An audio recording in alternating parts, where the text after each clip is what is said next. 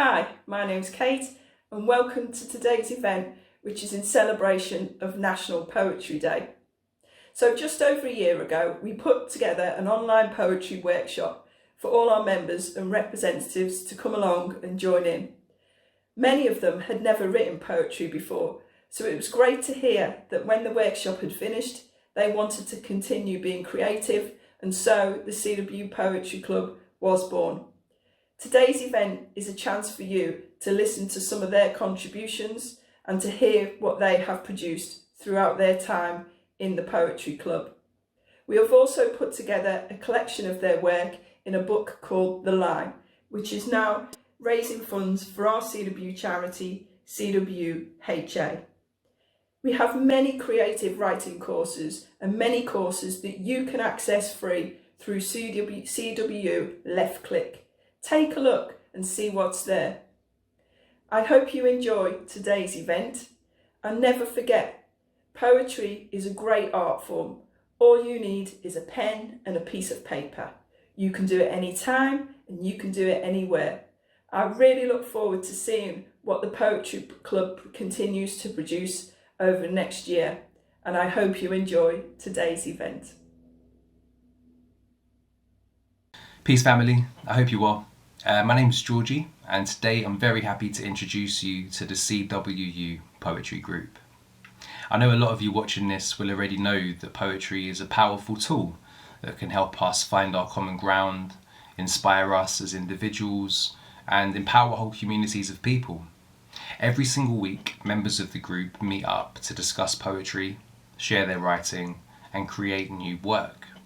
And today, I'm very happy to host the first ever CWU Poetry Group Showcase. We're going to start today by hearing a couple of pieces from Bill. Sclera, the unique badge of all humankind. Dogs and apes can only stare. We as humans can also glare, reading one another like a book as the whites of our eyes reveal where we look. Eye contact is a human affair. Exchanging messages the voice would not dare. Spontaneous body language regardless of stance. True feelings revealed with just one glance. No words needed, just the roll of the eyes to express our opinion as we look to the skies. Or sometimes just a cheeky wink to let others know of what we think. Time flies, the earth spins, indifferent to all we treasure, as we exist in our own time and space as we progress from young to old. Illusion of time prevails, seconds or light years in a cosmic dance, all play their relative part by clever people, we are told. My time is all I know, the photograph, a message from the past of the schoolboy that I once was, but will be again never. Eternity, infinity, such words to fail us. When all is said and done, the only certainty is there is no such thing as forever. I always love listening to Bill's poems, and I learn a lot listening to him speak in general. In my opinion, Bill's one of those poets whose work really shines when you have the time to sit down and read it. That's when I'm personally truly able to appreciate the profound nature of his concepts, and that's when his lines really start to jump out at me. So massive thank you to Bill for sharing, and next we're going to hear a couple of pieces from Esther. A woman's choice. As a woman who works many hours with many jerks, I look within my soul. I have sacrificed my goal, all for my family, old and new. I hide my talent that is not exposed. My skill ability remains transposed to bring my kin, my time, my wage to my parents in golden age. My love I cannot construe. My partner's love I do depend for comfort, support, and godsend. I sacrificed my life for my child, work and rest never reconciled. I feel affection in my child's voice. My chores are many, my time is short. I live to give my child support. My family is my life and all. This is no forfeit, big or small. This is just a woman's choice.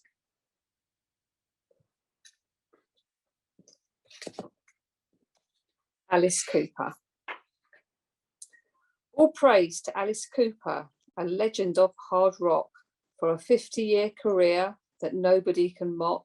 This amazing entertainer, I say with bated breath, it all started with an album called Love It to Death. You'll find him on the golf course in the morning sun. You do that when you're famous, you do it just for fun. But when the evening comes, the nightmare begins. He'll start his horror show and tell you all his sins. His concerts are crazy. His eyes are painted black with a rope in his hand and a snake on his back, screaming that he's 18 and that school is out and that he has been poisoned to the audience about. It's here that Vincent speaks again in a voice that condescends, all about his black widow, his precious little friend. Watch out, there is another, but I only know his name. His name is Stephen, and yes, he's the one to blame. Alice has to die, that's a tradition in the show. Because he's been so evil, he really has to go. He's put into a straitjacket because he's been so mean, and he is put to death by guillotine. Alice is a vampire now in a Hollywood glamour band. He sings songs of dead drunk friends, which is really grand. He is a true artist. He can really hold his own. Alice is a rocker and he'll scare you to the bone.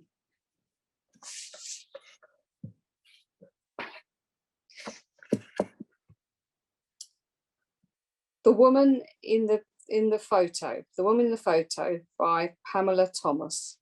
She was a firecracker of a woman, or so they said, all pearls and passion and Pinonius perfume, like an ill-fitting sheet on an awkward bed, are the glamour of the free bar fire, the curious net curtains, the threadbare rug, the crackly ancient radio, and the buggered old man in the corner. Like a dislocated arm, she's displaced, captive in a muffled existence. But like the sun, she cannot stay down. She sets sails for 6 weeks straight, and agonizing exotic world welcomes. Nothing familiar, yet nothing the same. But never did she sail home again. Never did she write or call. And every day they cried. A warm April morn. How did God cultivate this elegant morning scene, with daisies awakening in a carpet of green, while smoky mists climb from a frosted lawn in the gentle heat of a warm April morn. A Wedgwood blue sky surrounds the early morning sun. This signals to the birds that the day has just begun. Blackbirds and robins sing a chorus proclaiming dawn in the gentle heat of a warm April morn. The sweet fragrance from flowers starts to fill the air. Perfumed fragile blossoms open here and there. A rainbow of colours in the garden is born in the gentle heat of a warm April morn. A fat bumblebee buzzing can now be gently heard as she flies through the grass past a ladybird, drinks a breakfast of nectar, then the bee is airborne in the gentle heat of a warm April morn. The warmth of the sunrise caresses my cold face. This gives me a cuddle of comfort I willingly embrace. The vision before me no one can ever scorn in the gentle heat of a warm April morn. Some powerful work there by Esther. I was especially touched by her piece about a woman's choice. I don't think that the role or power of women in society can be overstated as change makers, and as the foundation of family life. It was also really beautiful to hear her read a piece by another one of the group members, Pamela. I guess that's one of the benefits of belonging to a poetry group, is that you can share your work, but your work can also find new voices. So thank you so much to Esther. You might be interested to know that the CWU has produced a compilation of member poems in a collection called The Line. It's available as a free download. Just point your phone at the QR code to download it. Although it is free, we would encourage you to make a donation to CWU Humanitarian Aid, a registered charity set up to help vulnerable children in Eastern Europe, the UK, Republic of Ireland and Africa. This short video provides a flavour of what they do.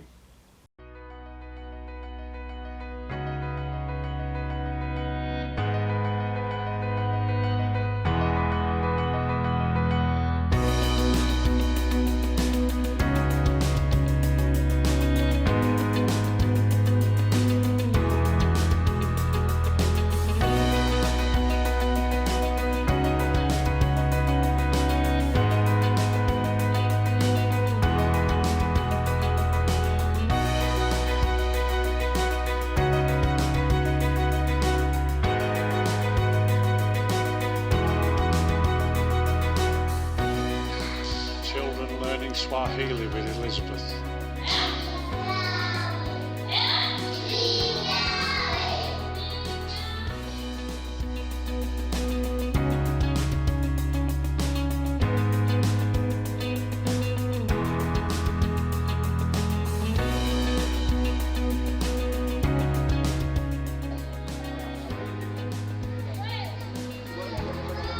Once again, this is the morning breakfast for the children. Porridge, salty porridge, maize. This is probably the only meal that the children will receive all day. They're queuing very patiently. Hopefully the ones at the back will be enough for them.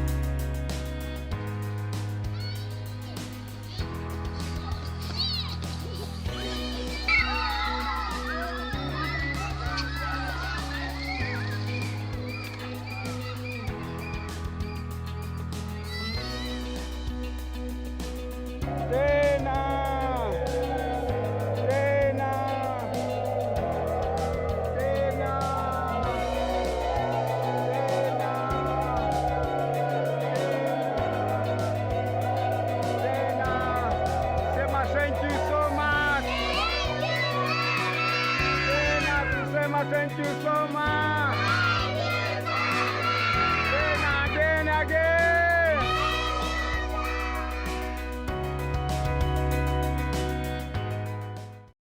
If you are downloading The Line, please don't forget to drop CWU Humanitarian Aid a few pounds as you go. They do great work. And next, we're going to hear from Paul. This one's called Houston, We Have a Problem. It's based on a bit of confusion that occurred in my head when I was growing up. When I was a kid, I thought lunar rockets were launched from Euston Station. That's what the bloke with the squint said on the television, as he segued into music. It could only be the 60s, when Pink Floyd improvised live on space documentaries. While some bloke in Buddy Holly glasses talks over grainy images of black and white blotches, seemingly so knowledgeably uninformed, an expert who knew what was still to be learned. Well, I knew that Euston was the end of the line, exotically far away from Queen's Park and Kilburn, where my grandparents lived, and Dad worked as a postman.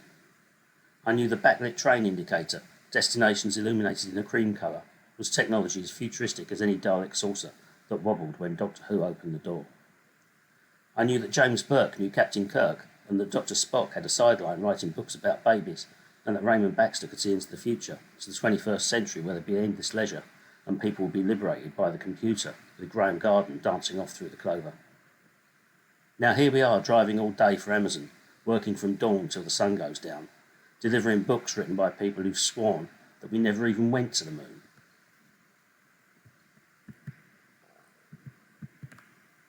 The next one's called Gordon Road. Gordon Road, one of those old terrace streets you find in any town. It's been around for a while, built in the late 1880s to house workers from the brick factories that used to occupy the land where Tesco's now stands. Named after Major General Charles George Gordon of Khartoum. All our streets are named after Victorian military men, another outpost of empire, another occupation, names imprinted through repetition, through every letter, every postman, every question for directions, reminds us of these men of empire.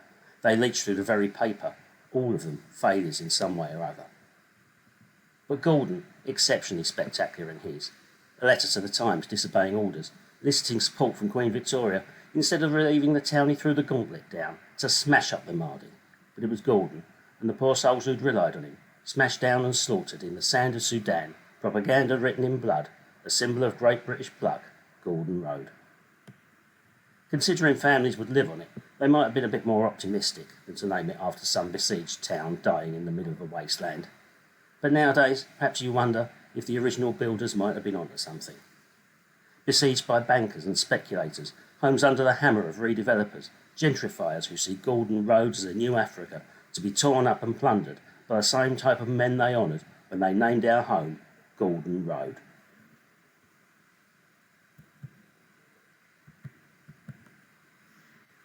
This last one's called Alien in Aldi. I'm an alien.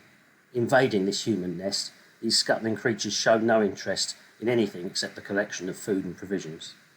The cameras map the paths of interest to be assessed on computers, modelling the shopper's journey from aisle to aisle, fruit and veg near the door, sweets by the counter and so on. Different shops but little variation, as if someone's paid great attention, repetitively pacing out these patterns like monks smacking out their dedication to the reproduction of consumption. Walking through an enclosed world where the air is strangely scented and chemically injected with something their brains associate with remembering, with caring, with feeding, with shopping, with loving. Say it with flowers, say it with chocolates, say it with underwear, say it with tea and biscuits, and forget to say it at all. Just a brightly wrapped parcel unopened in the hall as darkness begins to fall. They are drowning in love, or perhaps in signs of love, signification, representation and commodification of human emotion, cluttering the surfaces, piling in the corners, pushing the walls of their little houses close to bursting. Meanwhile, the other half are starving, with no food, no housing, less still any shopping. Their love carries them on boats, into the arms of gangsters and traffickers and people who want to close all the borders, while we sit and eat our bendy bananas in silence. I always love listening to Paul's work. I'm particularly fond of that piece, Alien in Aldi. That line, say it with flowers, say it with chocolates, say it with underwear, say it with tea and biscuits, and forget to say it at all. I think it was Marx who talked about the way that capitalism makes us feel alienated from humanity. And I think Paul does a really good job of encapsulating a lot of that into his piece.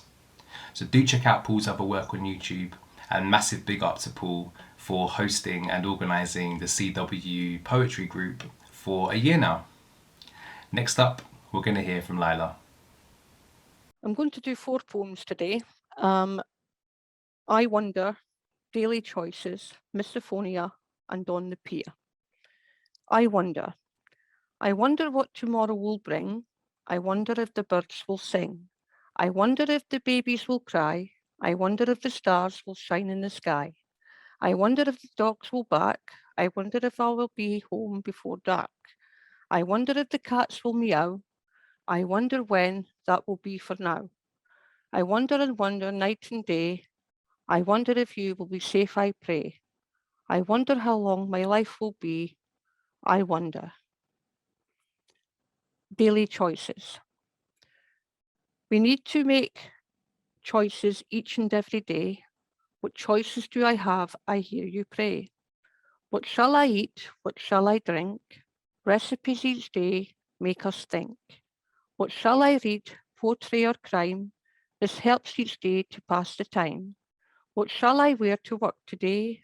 My pajamas, don't think that will be smart in the bay. What chores will I do first? Dishes or dusting? Will I be calm today or will I be fussing? We need to make choices each and every day. What choices do I have? I hear you pray. Misophonia. Misophonia. Irritating noises. So very annoying. Oh, please stop this aggravation. Phones pinging, people chewing, people typing, knuckles cracking. Help me stop this feeling. Oh, please stop this aggravation. Nowhere to hide from this. I am really tired, and this is annoying, annoying. On the pier. Queue. What queue? There's no one here. I'm standing alone at the end of the pier. These voices are calling me, telling me tales. This is where I think of all my fails. The taxi is waiting to take me home. My mind's not listening. It wants to roam. These thoughts are still coming of my ending sign. The river is calling. It is my time. What do I have on earth that's not in heaven? It's getting late. It's near 11. My mum would be calling, come have a cup of tea. Come sit you down and talk with me. She's not here anymore these days to give me the orders or her praise. She was full of quotation from far and wide. She will always be there by my side. This dream I am in, or is it a nightmare? Will I jump the water? Do I dare? It's cold out here with no one around. Oh, I wonder, will I be found? Some powerful work there by Lila. I think Lila's work in general is a great example of how what can appear to be a simple rhyming form can actually express the depth of human consciousness. I think a lot of you will relate to her comments and words there about her mother in particular, and quoting, "She's not here anymore these days to give me orders or her praise. She was full of quotation from far and wide, and she will always be there by my side." Thank you so much for sharing, Lila. And next, last but not least, we're going to hear from Pamela. This one's called Definition of Fear. Maybe your definition of fear is different to mine, but I am forced to grant you my panic. You're walking too close behind, your only crime. You freeze my blood and stiffen my spine. I can't see your eyes, but I imagine they're manic. Maybe your definition of fear is different to mine. I wait for the joke, the hilarious punchline, but your shadow looms and to me it's gigantic. You're walking too close behind, your only crime. I can sense your breath, tobacco and wine, your bodily organs diseased and organic. Maybe your definition of fear is different to mine. I dare not turn round, you invade my invisible line. The gradient sky goes black and my heart rate volcanic. You're walking too close behind, your only crime. Your footsteps pound closer and with mine they align. You feel obsessive, dangerous, almost satanic. Maybe your definition of fear is different to mine. You're walking too close behind, your only crime. This one is called Choices. A slither of silk thread sways in the gentle breeze. A captured fairy shimmers in the light, trying to escape. Do I swipe it away and dismiss it for the cobweb it is? Or do I admire the eight-legged artist's attention to detail? I have a choice. A wasp arrives and finds himself tangled in the web. This is not how he expected his morning to turn out. Do I risk being stung and try and set him free? Or do I sit back and watch his ungraceful death? I have a choice. A worm gets caught in my gardening trowel. It wriggles its disapproval at being disturbed. Do I let him find his own way back home? Or give him a helping hand and show him the way? I have a choice. A white butterfly fusses round the flower beds. It inspects every one and makes its judgment. Do I stop and marvel at the ingenuity before me? Or do I ignore it and take its journey for granted? I have a choice. The wasp, worm, butterfly all get on with their day, oblivious to the choices they all gave me. But do I ask why they cross my path today? Do I look for the message they all brought me? I have a choice. This next one is called Friends. At age 5, I made friends for the simplest of reasons. Oh, you like jelly tots? Me too. Friends for life. Or so I thought, and that's what I kept on believing, until I grew old and realised fake friends were rife. The things in common just disappear, and when that friend becomes a foe, and the words no longer seem sincere, then all the world your troubles will know. So this all seemed rather depressing, but these were never actual friends, just passers-by, all with a lesson. They're not designed to please or offend. But there's one or two who never leave. You may go for years and not exchange a word. They're not part of them that would deceive. They've got you and that line is never blurred. There's a saying that friendship is one soul in two bodies, and that kind of connection can never be broken. And some say you're two peas in a pod or a carbon copy, your lives seamlessly, effortlessly interwoven.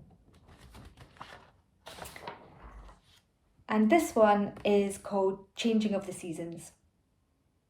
How she will miss your gold gifts and warm kiss of light, for tonight she invites winter sea. Without question, intention or lesson, she sees the bare trees stare back, she's ready and prepared.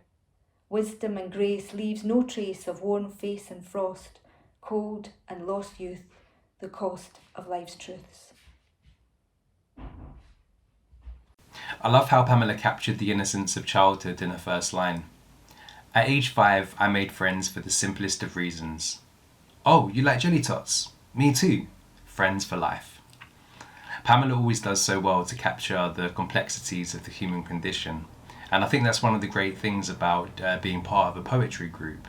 It's not just that people are able to discuss poetry and develop their writing skills, but it's that we get to come to understand life itself and all of the emotions and experiences that come with it. So if you'd like to get involved in the CWU poetry group, consider yourself officially invited. Sessions take place every Thursday, 5 to 7 p.m. on Zoom. Everyone's welcome, of all abilities. So that's it for today. That was the CWU Poetry Group's very first showcase, and the first of many, I'm sure. I hope you all enjoyed it as much as I have. Until next time, sending love, keep well, up the workers, up the poets.